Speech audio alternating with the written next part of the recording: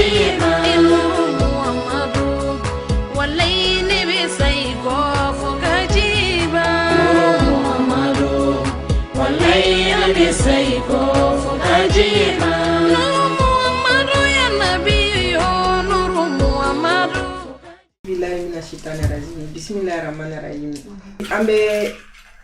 TV Konatela la bi anga foli be TV Konatela kan ba bela jeli anga jemu kambe bi Imam Kuyate Ahmed Kuyate ka blonda la bi amina ka question dama do poser anga imam kun no e Imam Kuyate donc question même mun ka o ye sabali c'est-à-dire silamɛya yɛrɛ la sabali nafa jumɛn de b'a la silamɛya kɔnɔ donc bi an bɛna ka question poser Imam Kuyate kun Imam Kuyate salamu alaikum. Wa alaikum salam wa rahmatullahi ta'ala wa barakatuh. Imam Kuyate naam bi an nana i bara naam kana se ma TV Konatela ka na an ka question dɔw poser kun min ye sabali ye parce que n'i ko k'an ka sigi i ko k'an ka sabali e yɛrɛ bolo sabali nafa jumɛn de b'a la silamɛya kɔnɔ. A'udhu billahi as-sami'il 'alim minash shaitanir rajim.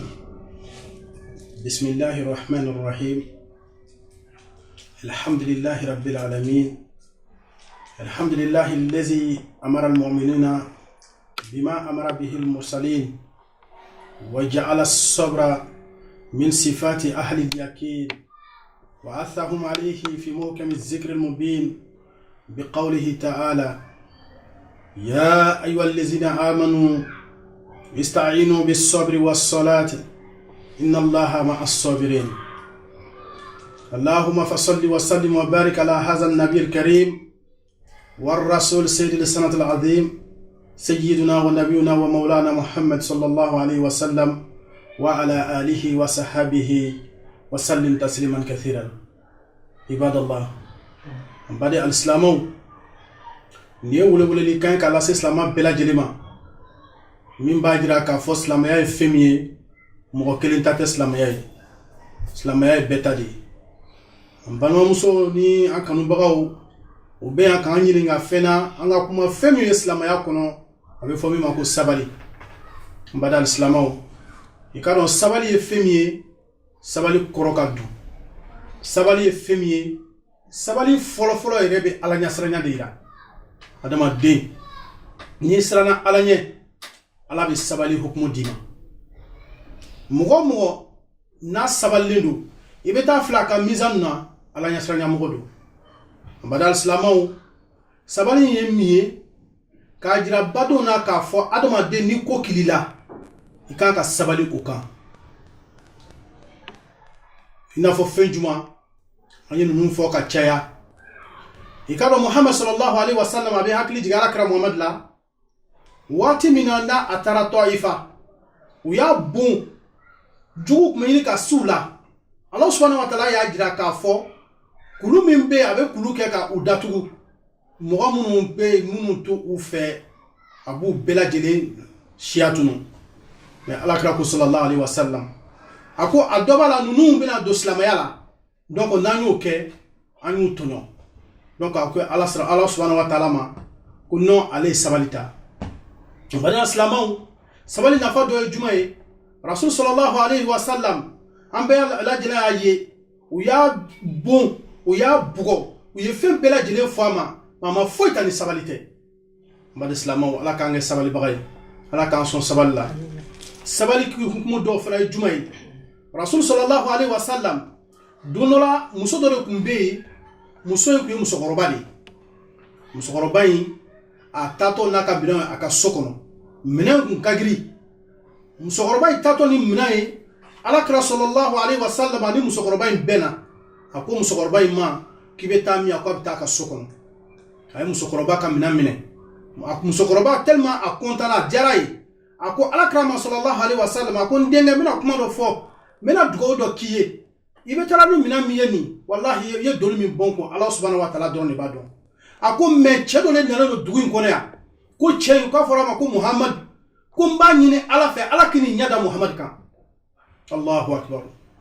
O fole alakira nyina alakira musokoroba lajɛ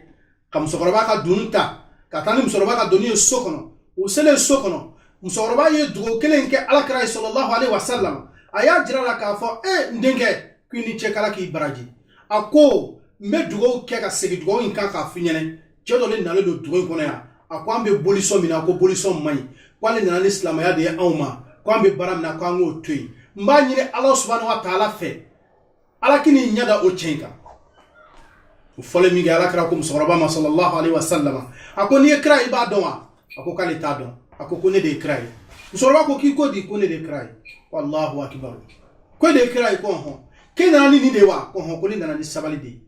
a ko ne nana ni sabali de ye ko ne bɛ don i ka diinɛ na donc sabali de y'o kɛ n bada alisilamɛw n'an sabalila an bɛ diɲɛ sɔrɔ n'an sabalila an bɛ lahara sɔrɔ i k'a dɔn rasulu ko sallallahu alaihi wasallam a ko laysa shadidu bisur'a innama shadidu man yamliku nafsa inda al-ghadab ko to fangatigi tɛ mɔgɔ ye mɔgɔ min bɛ se kɛlɛ la to fangatigi de ye mɔgɔ ye mɔgɔ min b'a yɛrɛ minɛ a ka dimi waati la dimi i b'i yɛrɛ minɛ waati min na i ka dimi waati la o ye sabali taamasiyɛn dɔ ye an bada silamɛw an b'a ɲini silamɛw fɛ an ka sabali ye fɛn min ye sabali ye kunnadiya de ye an silamɛ bɛɛ lajɛlen ma mɔgɔ o mɔgɔ ne de ye sabalibaga ye limaniya bi dusukun na ala k'an kɛ limaniyabaga ye ala k'an sɔn silamɛya la ala k'an sɔn limaniya la ala kana an dɛsɛ ala kana an malo an bada alisilamɛw an bɛna sabali jumɛn fɔ aw ɲɛnɛ fana i ka dɔn alakira muhammad sallallahu alaihi wasallam tuma min na ni ani a ka muso min ye aisha an ba aisha ye o tun bɛ taara dugutaga dɔ la dugutaga min tun bɛ kɛliw bolo u taara se yɔrɔ dɔ la u y'u lafiya o yɔrɔ la yen u lafiyalen o yɔrɔ la yen an ba aisha bɔra a ka tandan kɔrɔ k'a bɛ taa ka t'i lafiya a bɛ taa banakɔta kɛ i k'a dɔn arabuw fɔlɔ la o tun bɛ ɲugu ɲɛgɛn na donc musow olu tun bɛ taa banakɔta kɛ sufɛ cɛw bɛ taa kɛ tile fɛ donc o tun ye laada ye olu bolo donc ninnu bɔtɔ dugu la u bɛ nana u natɔ Madina u sera min kɛ u jiginna min kɛ ale donna tu kɔnɔ k'a bɛ taa ka t'i lafiya a taara k'a bɛ t'i lafiya min kɛ o bɛnna ni waati dɔ ye o bolo k'u ka wuli k'u ka taa u nana ka na fɛnkɛ min kɛ u ye contingent wuli k'u ka taa n'a ye u taatɔ u ma miiri k'a fɔ Aisha tɛ fɛnkɛ kɔnɔ a tun bɛ bila fɛn min kɔnɔ ka kɔrɔ u ma miiri k'a b'o kɔnɔ donc u taalen min kɛ alakira tun bɛ mɔgɔ de bila min bɛna ka na yɔrɔ filɛ n'o y'a sɔrɔ mɔgɔ ma to kɔfɛ ni mɔgɔ tolen kɔfɛ u b'o tigi minɛ u bɛ taa n'u ye u bɛ taa yɔrɔ min na u bɛ taa yɔrɔ la yen a ye mɔgɔ min bila ka na so kan u nana ka na munumunu ka na Aisha sigilen sɔrɔ yirisun kɛrɛfɛ a bɛ sunɔgɔ na u nana ka na sigilen sɔrɔ min kɛ cɛ ye Aisha a ko inna lillahi wa inna ilayhi raji'un a y'o fɔ min kɛ Aisha wulila min kɛ Aisha y'a ɲɛda datugulen min kɛ a ko Aisha ma k'a kɛra cogo di a y'a ɲɛfɔ cɛ ɲɛnɛ ko ne kun donna tu kɔnɔ sani min bɔ nana sɔrɔ aw taara donc o kuma fɔlen min kɛ cɛ y'a sen da min kɛ Aisha yɛlɛla sen kan ka yɛlɛ so kan a yɛlɛlen so kan min kɛ a ye so nunjuru sama fo ka taa se alakira n'a ka mɔgɔw ma sallallahu alaihi wasallam tuma min na n'u taara ka taa se mɔgɔ nana nafigiw nana ka na duru k'a fɔ cɛ in ani Aisha tun bɛ bɔra ɲɔgɔn fɛ u ye dugu min bɛɛ lajɛlen Madina dugu bɛɛ lajɛlen min n'o kuma ye rasulu fo taara ka taa don rasulu tulo la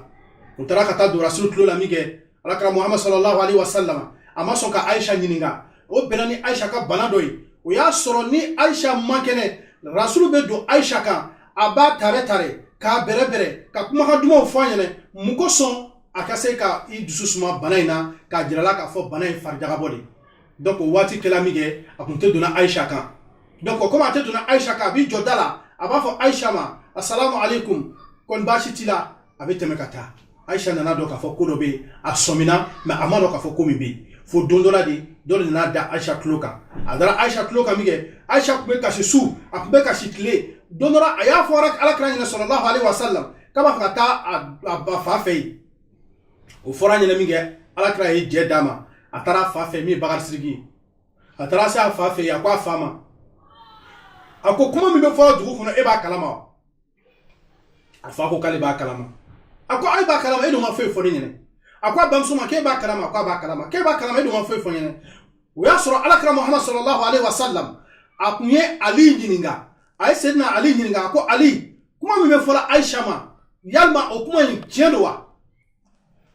ali y'a fɔ alakira ɲɛnɛ sallallahu alaihi wasallam a ko muso ɲuman ka ca n bari silamɛw dɔnnibagaw ye min yira an na a ko ni kosɔn Aisha ni Ali ma se ka bɛn bilen fo ka taa o saya ma hali ni a bɛna hadisa min fɔ alakira ni Ali la a ko cɛ dɔ o bɛ Ali de yira an bari silamɛw n'an sabalila an bɛ diɲɛ sɔrɔ n'an sabalila an bɛ lahara sɔrɔ tuma min na n'u nana ka na kɛ a taara a bangebagaw fɛ min kɛ Allah subhanahu wa ta'ala a ye kuranna aya ni ma fili kuranna aya 5 bɛ 7 a y'o de jigi alakira kan sallallahu alaihi wasallam ka Aisha langanamaya ko la ko min bɛ kan ka fɔ jugu bolo Madina donc alakira dana kana do ka da kɔngɔ a nana do Bakarisiri n'a muso kan ni Aisha kan Bakarisiri ko i cɛ de nalen do alakira sallallahu alaihi wasallam ko a muso ma ko Aisha salamu bilalen kɔfɛ a ko Aisha ko hɔn ko Aisha ko ni mɔgɔ y'a dɔn k'a fɔ k'a ye kojugu kɛ i bɛ segin Allah subhanahu wa ta'ala ma donc kuranna aya min jiginna a y'o ɲɛfɔ Aisha ɲɛnɛ o fɔlen Aisha ɲɛnɛ min kɛ Bakarisiri ko a fɔ ko Aisha i cɛ ka yafa i ma a ko ayi ne t'a fɔ ko n cɛ ka yafa ma bal ne b'a fɔ de ko Allah subhanahu wa ta'ala de kiti tigɛ ne ni ɲafigu cɛ n bada silamɛw ko Seydina Yakob a ye min fɔ a denw ɲɛnɛ tuma min na n'u ye Yusu bila kɔlɔn kɔnɔ u nana ka na f'u fa ɲɛnɛ u ye Yusu ka fini ta ka joli dɔw ko jakumanin don dɔw ko wara fitinin don u y'o fa min kɛ k'o sogo dun k'o joli ta k'o kɛ Yusu ka fini kan ka n'a di u fa ma k'a jira u fa la k'a fɔ surugu de ye Yusu dun u fa ko ale ma dala ni surugu ye Yusu dun mais Ala bɛna tiɲɛ dɛmɛ donc Ala ka tiɲɛ dɛmɛ a ko Yakubu ye kuma min fɔ ko ne bɛ n wakaliya n'o kuma ye n badi alisilamɛw an b'a ɲini aw fɛ sabali Ala ka nafa d'an ma sabali Ala k'an kɛ sabalibaga ye sabali nafa dɔ ye jumɛn ye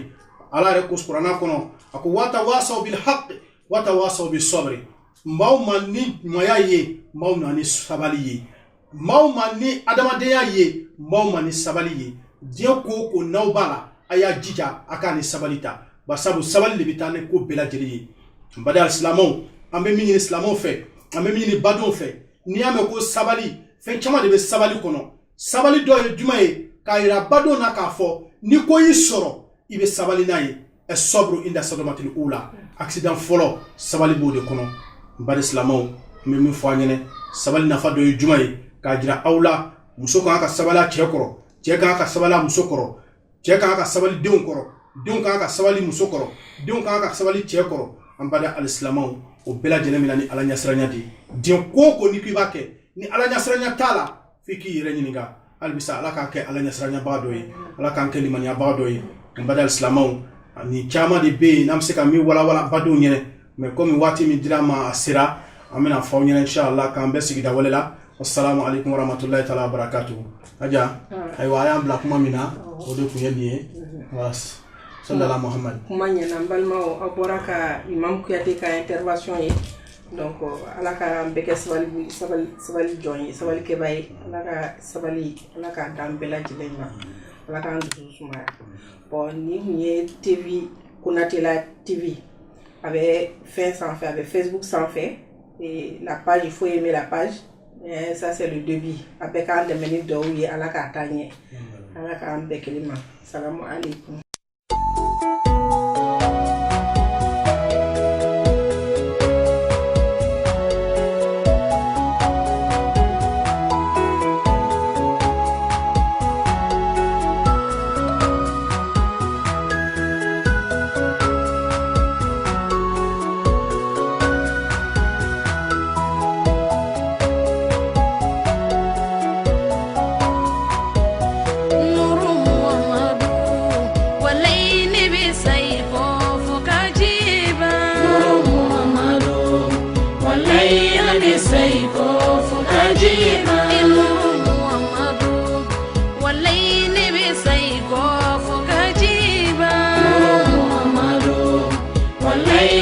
Say, go for Kajima.